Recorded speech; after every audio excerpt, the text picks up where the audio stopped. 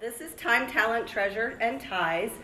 So we're going to do this exercise today. You don't need to open it. This is really for you to take back to your organizations, and you can use this when you go back. But we'll give you a little brief version of this exercise, and it really has two purposes. I'm going to take this out. It really has two purposes for today. One is for you to get to know some of the people that are here with you today, and then also for you to have a little experience with the tool so that you can then go back and use this with your organizations. I will point out you have some graphics here which we'll go through, and in the back, I don't know if you can see this, but there is a full facilitator's guide for how to use this tool. We're going to just spend about 10 or 15 minutes with it today, but when you use this tool with your organizations, we recommend 30 to 45 minutes to really dig into it. We're going to do it orally today. It's really kind of has some writing and reflection involved when you use the tool, but all the instructions are there and it's pretty straightforward. So we hope you'll enjoy the taste of it today and you'll use it in the future. And we're really proud, oh, that's me. We're really proud to have actually developed this tool. You'll see on the bottom, our logo is actually on it. We developed this tool with a nonprofit national consultancy called 2164 that creates all kinds of tools for working multi-generationally with families. So we developed this in partnership with our Next Gen Donor Institute, which is a philanthropy education program for 25 to 40-year-old donors. But really this tool can be used across generations. And I imagine all of your organizations have boards that are multi-generational, that you're working with volunteers that are multi-generational, your staffs are multi-generational. So even though we developed this with Next Gen donors, they really do love it. If you're looking for something to do with your younger donors or board members, it's a great tool to do, but it really resonates across the board. So we're really proud to have helped create this tool for people to use. Okay, so if I'm a board member and I am wanting to share my time, talent, treasure, or ties, what does sharing my time look like with your organization? How do people share their time? Just raise your hand if anybody wants to share. Yes? Interview coaching. Interview coaching. What organization is that? Career Gear Houston. Sorry, we don't have a mic over there. Sharing your time. Back there. Helping us to sort diapers and wipes in our storage facility. Sort diapers and wipes in your storage facility. I'm on the board of an organization called Wildfish Theater. It's a children's theater. My kids are involved in it, so whenever they have shows, I volunteer at the concession stand or I sell tickets at the door. So I share my time, not really as a board member, but just as a volunteer doing those things. So that's one way, pretty easy. And most organizations are good at figuring out ways for people to share their time. So what is treasure? How is sharing your treasure? This one's also pretty easy. So what's treasure? Money. We all need money. Most of you are operating with donors who are giving you money. But what else can it be?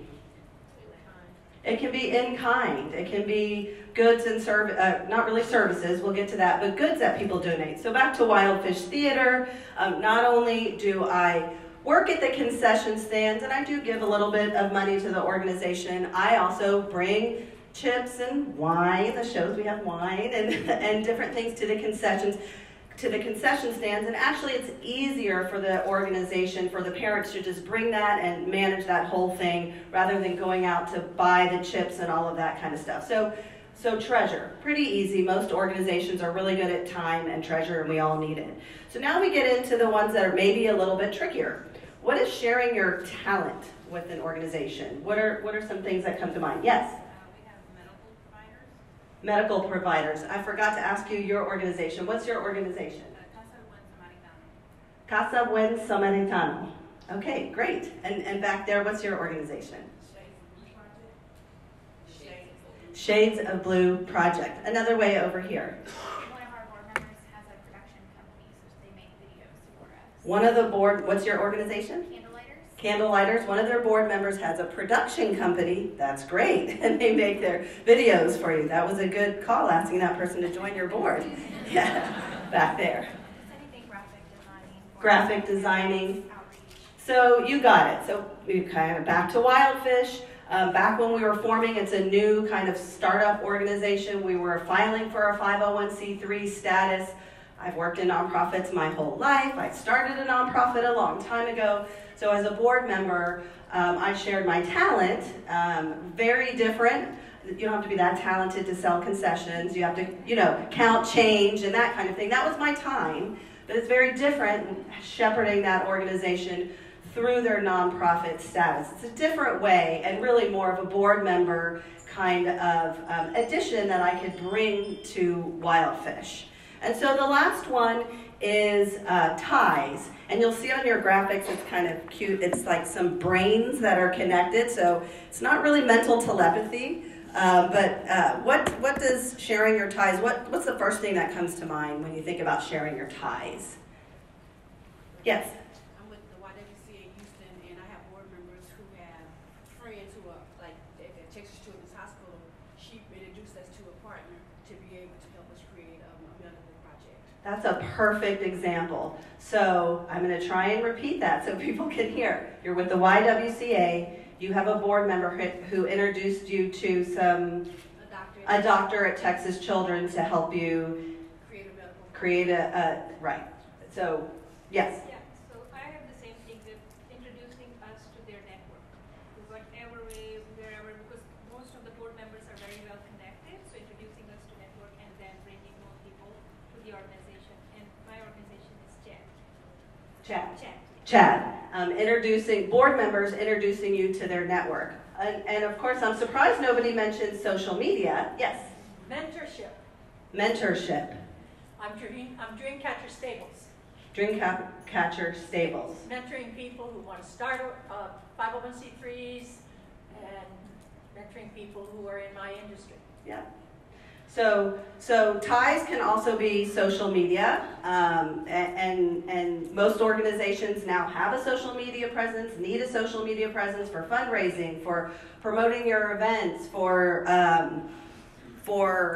market visibility, and you love it when your volunteers or board members are willing to open up those ties to you. You know that they really care about your organization if they're willing to personally post something. So getting back to Wildfish, it's similar to some of these other things.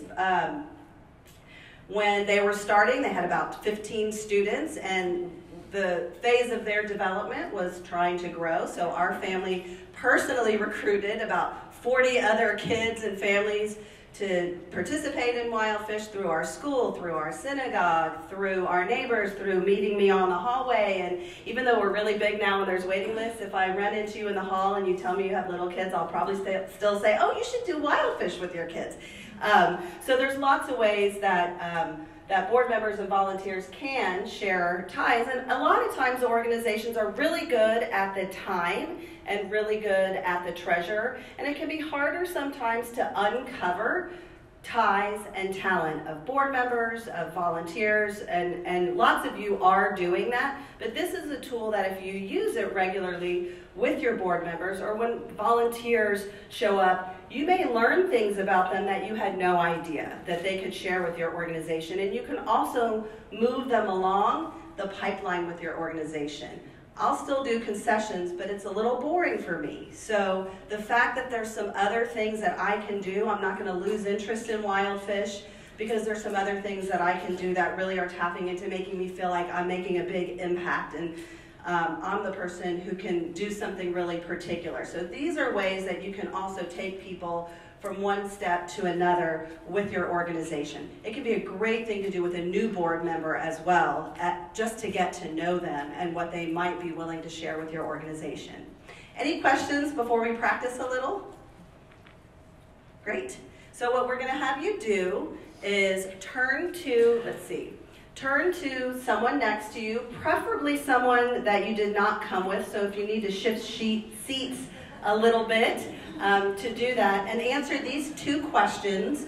First about talent, and we'll give you 5 minutes, and then we'll tell you to switch. Then about ties. How is your organization, and introduce yourself, your name, the name of your organization, and your very quick, 30-second elevator speech of your mission statement so you know who you're talking to. And then answer these two questions. How has your organization benefited from a board member or a volunteer's talents, and then ties? And then, how could your organization benefit from thinking about your volunteers' talent differently or ties differently? So maybe you'll get some ideas from the people that you're talking to. So pick a partner, and we'll start a timer. You have 5 minutes to talk about talent, and then 5 minutes ties. Thank you so much for participating. Let me hear if any of you learned something or had an aha moment at something that you learned from someone you talked to. Just raise your hand if you learned something or had a new idea. I'm going to go for the way back, just because the gentleman way back there. Yeah. What did you learn? Yes. This is my friend Drew. He just started a new nonprofit, and we talked about, I don't think he's at the point where he can give a lot of ideas and that, but I think he's right at the point where he's looking at his perhaps clients who are now coming onto the board, which is, I thought, a very smart idea to have somebody who's been through the experience and looking at it through a different lens. So I think he's on the right track, and I think he's going to do very well. Well, congratulations, Drew, for starting your organization. What's the name of it? Restoring Justice. Restoring Justice. Great. So thinking differently about who you're inviting onto the board. One of the skills or talents that they have is that they've experienced your services. One more, just reflection on how this was, and can you imagine doing this with your board members or with volunteers? Yes. So we work with youth, and some of our, we match mentors with youth, and the mentors are usually in the same career field that the youth wants to be in. And so Kelsey here gave me the idea of engaging our board members. Like, let's say we have a youth that wants to be a doctor and we need to match her with someone. So ask the board members, hey, do you know someone in this field that we could match with this young lady? And so by engaging the board members by, asking them to look into their ties. So, I'm sorry. No, that's so great. Yeah, so that was a great idea, like by constantly engaging them as opposed to just letting them do their job and not touching them again, So did everybody hear? It's the whole purpose of the tool. So Kelsey from, what's your, Candlelighter, sorry, I forgot, and you're with Twist for Girls. They shared their talents and interests, and you got a new idea. So just even here, a new idea. So thank you so much. We really want you to use this, and in fact, we're going to ask you right now to share your ties with us. And we came, Rachel, I don't know where Rachel is, she came up with a great hashtag. It's going to go national, I'm sure of it. Hashtag T for Philanthropy. And so get out your phones, and if you want to take a picture with the pad, you can, or with your partner, and post it on your social media or your Twitter, and you can tag us, and it's hashtag T for Philanthropy. And you can do that later if you don't want to do it right now. We want you, when you use this with your board members or your volunteers, it's really cool when you fill it out and it's all written on and people have really been thinking about what talents they have. This can be a self-discovery thing for people as well, like, oh, I actually, could use this talent to help this organization. Take a picture of it and post it and really use it and let us know how it goes. Do you like it? What are you learning? And we really want you to use this. If you run out of notepads, you can buy them online, not from us. It's 2164.net. But it's a great tool, and we hope you'll use it and enjoy it. And thank you so much for taking the time to work on it with us today. We want to talk a little bit about the Hurricane Harvey Relief Fund because we know that's on everyone's mind. And let me just start by saying I'm sure that every single one of you in this room were impacted one way or another by this horrific event that we all hopefully survived. So appreciate the fact that it really has taken our entire community to work on recovery, and we know that there's a lot more to do.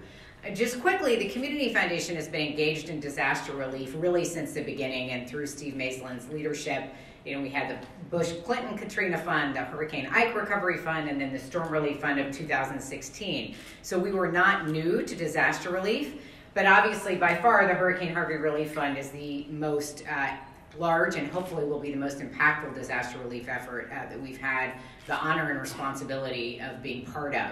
And just a little bit about the structure of the Hurricane Harvey Relief Fund. If you aren't aware, the fund was set up by Mayor Sylvester Turner, County Judge Ed Emmett. This is the first time in the history of our community that we have had a city-county partnership. And we really believe this has been a big part of the success in bringing these two leaders together and agreeing on a joint project for fundraising. As Steve mentioned, we also had an additional grants committee composed of members from the philanthropic community, program officers that you all know, and then we've been managing the fund. And so the structure is somewhat confusing, so we created this chart to help people understand it. Maybe a little hard to read, but basically so you can understand, the mayor and county judge established the fund. It is a component fund of the Greater Houston Community Foundation. They named an advisory board that has 5 members set up by the city, 5 by the county. These are all leading community leaders. And then the grants committee also was selected. And really the purpose here was the advisory board set up fund priorities, focus areas, and timing, the big overarching vision for the fund, which really has all been about serving the most vulnerable populations in our community, getting them help as quickly as possible, and really being the first money out the door because we knew the federal funding was going to take so long to come. So federal funds are really just now beginning, and we have already granted 98% of our fund. So we really had the purpose of being quick money to help our community recover. The grants committee that I had the privilege of helping to facilitate along with my colleagues really was all about making sure that we had the best, most professional grant-making process possible. And so you had program officers from all the major foundations who really were able to leverage the knowledge that they had of the sectors such as behavioral health and housing and case management and social services, et cetera. And so we put together a process that allowed us to make sure that we were able to review grants. Every single grant was reviewed by at least 2 people, and remember, speed was of the essence here.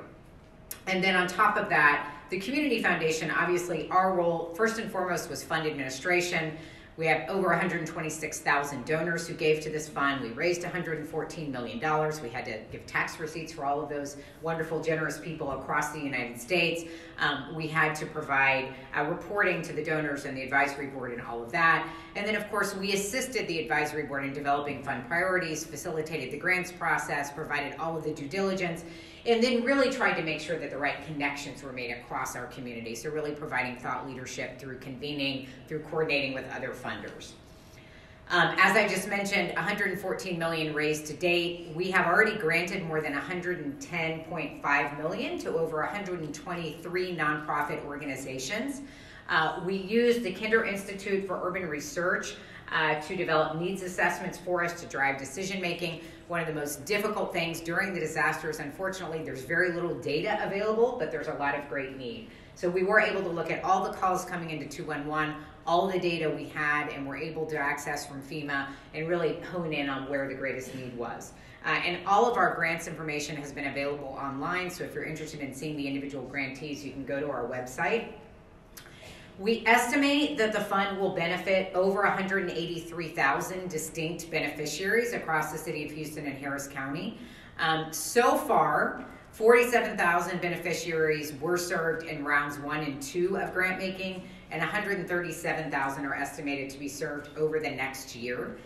It's important to note that we had the mandate to try to serve half City of Houston, half Harris County, and we did our best work possible to make sure that the zip codes were reflective of both Harris County outside of the City of Houston and inside the City of Houston.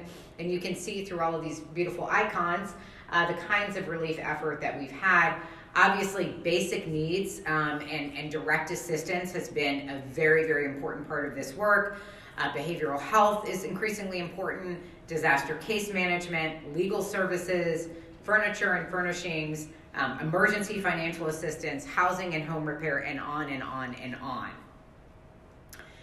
And just to give you a sense of the rounds, so we did this progressively for many reasons, and people questioned, well, why did you do more than one round of funding? And really, the logic of that was the first round was about getting funds out the door to help people immediately who were getting out of shelters and getting them placed in temporary housing, getting them food, getting them that assistance so they wouldn't be on the streets, so that they had a way to feed their families. FEMA assistance was not yet being delivered. Red Cross wasn't being delivered. So this was really the first money to the community. And so that was really meant to be spent in 90 days. It was $7.5 million, and it was mainly basic needs and financial assistance. Round 2, which was a very large round, we gave $29 million to 92 different organizations. It was a very broad-based round of grant making. It went to organizations of all sizes, and as you can see, it was broad-based in terms of the services that we were providing. Right as round 2 was happening, soon after that, we received our first needs assessment from the Kinder Institute, and we were able to begin to hone in on where was this convergence of really high volumes of calls from 211 in really high FEMA applications. So areas like Kashmir Gardens in the Northeast, areas like North Channel and East Harris County, areas like Northwest and West Harris County. And our grants committee then went on site visits, held convenings, went to those geographic areas, met with all the nonprofits we were funding and any other nonprofit who was serving in those communities to really understand what was happening on the ground and how could we be most impactful with our grant making. So the money that was allocated in round 3 really came out of the needs assessment, but also those conversations with the people who were most proximate to the need. We really wanted to know what people were doing on the ground and what they needed. So round 3 was about $30 million. These grants were now for 1 year. There were carryover. There were certainly grantees who'd gotten money in the previous rounds who were showing good performance that were granted to, and new grantees. Big focus on behavioral health, big focus on case management. Educational services, we had some designated gifts where we had people like Yao Ming and others who really wanted to make sure the schools got help. That ended up being very powerful because school districts are very close to the children and the families. They were able to distribute funds in a very quick way. It was a great way also to reach our undocumented population who feel very comfortable in the school setting. It was also a time for furniture and furnishings for those people who had lost that. And then we took a slight breath, but not much, really maybe a day, and we started to look at round 4. And by then we had the second round of the needs assessment, and we knew that this was a time for us to go deep. So where we had been very broad in rounds 2 and 3, we now wanted to go deep and have an impact in areas that we felt were very important for this type of funding, which really was the gap funding before federal money would come in. Again, we focused on behavioral health. Why? Because we know from research that PTSD and all of these other things and trauma and everything else that the children had experienced was going to be becoming more and more evident 6 to 9 months after the disaster. We were able to make some very long-term strategic grants with our major behavioral health providers who really are doing some unique things in providing integrated care and access that we believe will change the way behavioral health is delivered for the long term. And a lot of that was already happening through the network of behavioral health providers. In home repair, we tried to take a very strategic approach. We had a 2-phase grant application process. We had people submit an application. We did a site visit with all of the organizations. We went geography by geography. We wanted to make absolutely sure that anyone who was going to provide home repair was best in class. The last thing we need is to re-traumatize a family with someone who doesn't know how to repair homes. Homelessness prevention was a major focus, making sure that no one fell into homelessness. And then legal services. Many people would say, why do you need legal services after a disaster? But there are people who don't have clear title to their home. There are people who are abused by contractors. There are people who were denied FEMA claims. We had one of the worst FEMA approval rates in history, and so we needed to activate legal services so we can get more federal resources. And then furniture still continued to be a big issue. So round 4, almost $44 million, by far the largest grant-making round. Deep. It went deep. It went to selected organizations who we really knew had expertise in these areas, okay?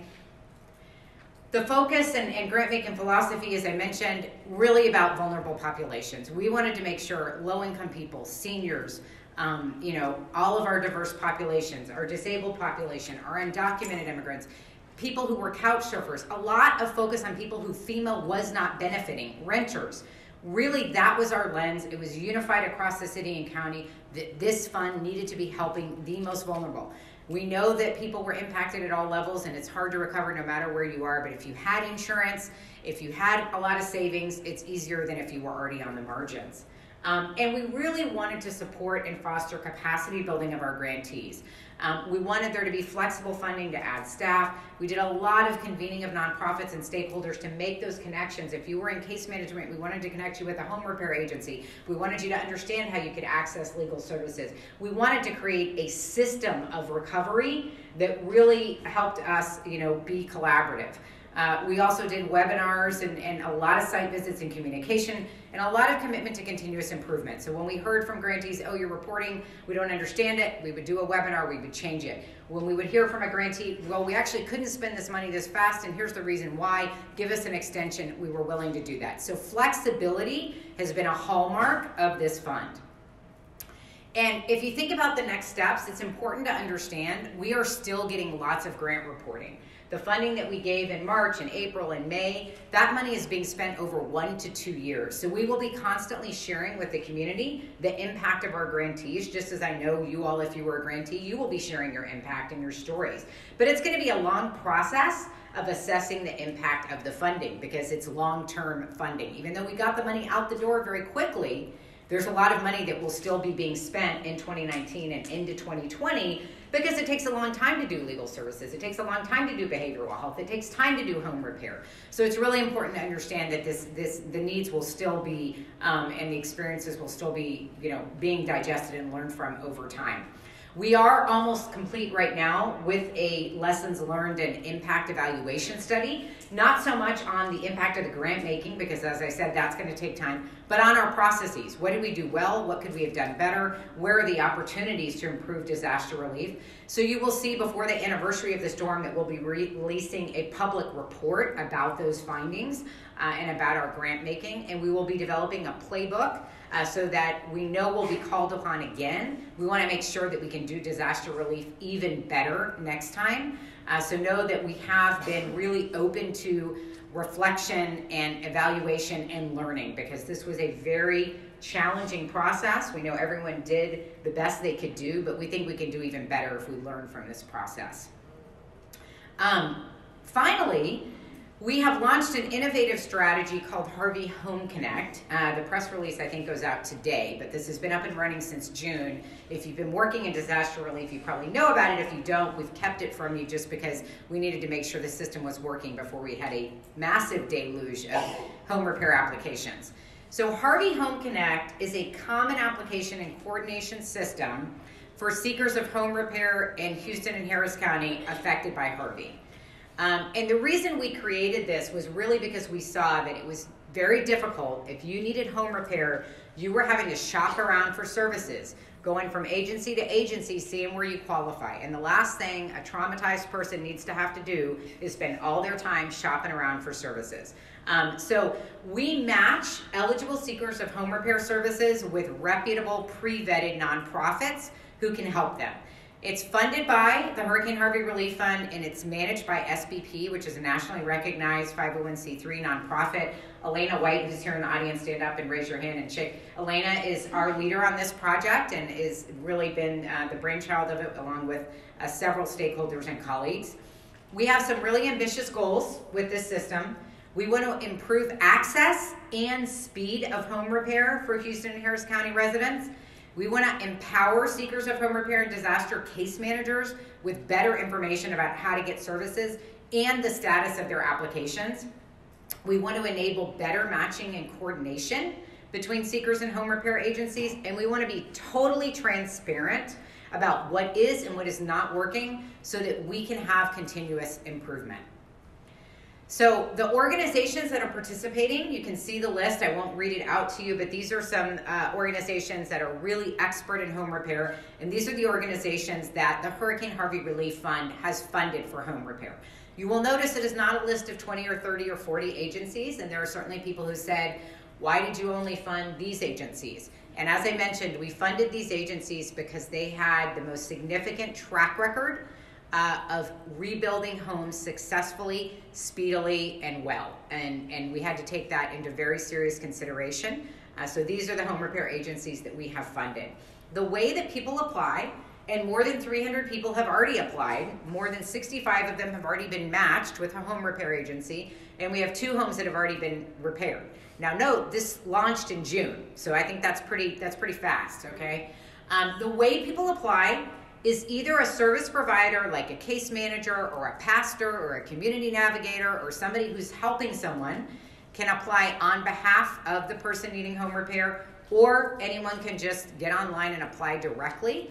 The form is available in English and Spanish for now, and there is an FAQ sheet, frequently asked questions, on the way out. So certainly if this is something that you feel like you want to know more about, whether you have a neighbor who still needs their home repaired, or a loved one, or you work in an agency where somehow you touch families that might be impacted, we really encourage you to learn about this because we hope it's a system that's going to help our whole community. All right, I have another topic, so I'm going to shift here.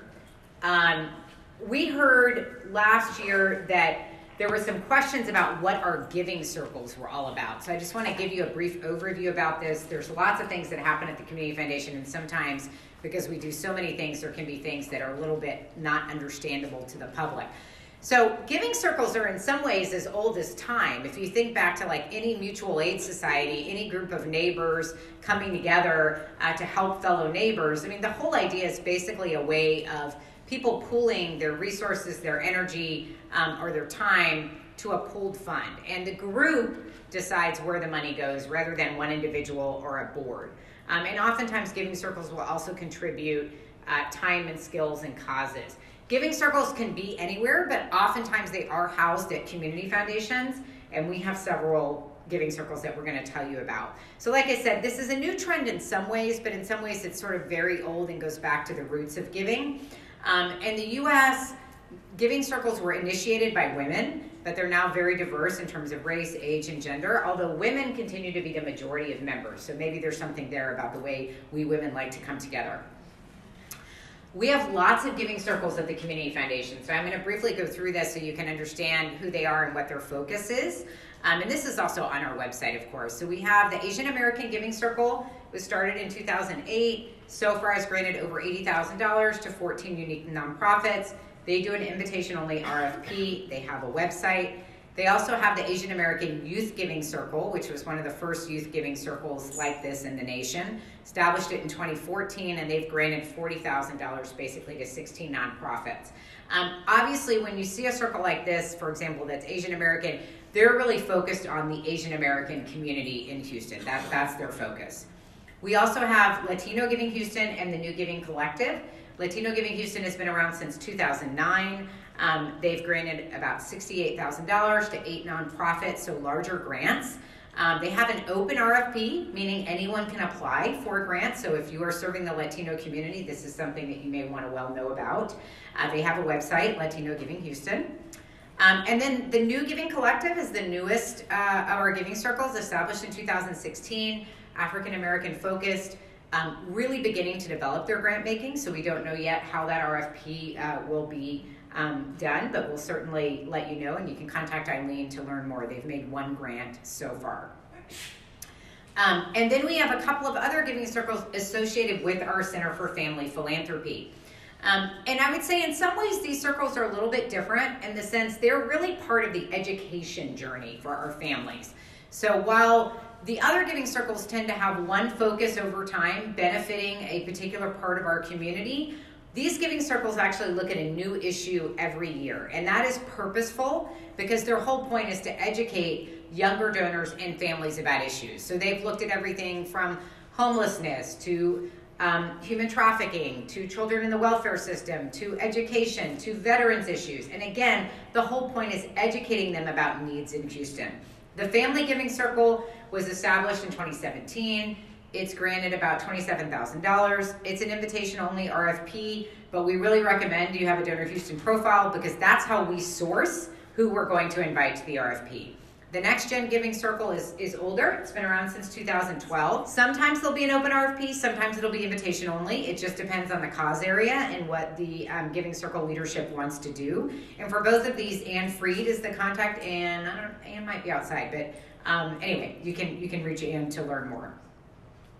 All of the announcements about Giving Circles and any open RFP announcements that we have, we always share through constant contact email with our Donor Houston nonprofit partners. We really appreciate you being here and for your ongoing participation in Donor Houston, and most importantly for everything you do to serve your community.